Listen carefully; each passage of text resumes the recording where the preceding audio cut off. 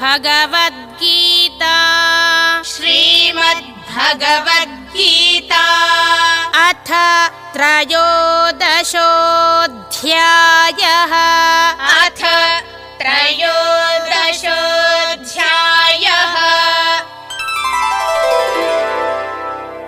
श्रीभगवानुवाच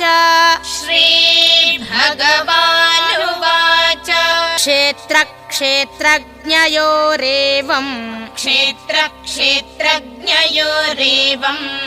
अन्तरं ज्ञानचक्षुषा अन्तरं ज्ञानचक्षुषा भूतप्रकृतिमोक्षं च भूतप्रकृतिमोक्षं च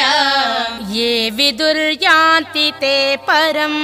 ये विदुर्यान्ति ते परम् ॐ तत्सदिति ॐ तत्सदिति श्रीमद्भगवद्गीतासु श्रीमद्भगवद्गीतासु उपनिषत्सु ब्रह्मविद्यायां योगशास्त्रे श्रीकृष्णार्जुनसंवादे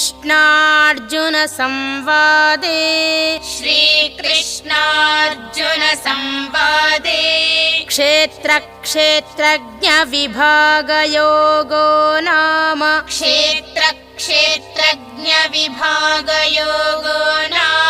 त्रयोदशोऽध्यायः।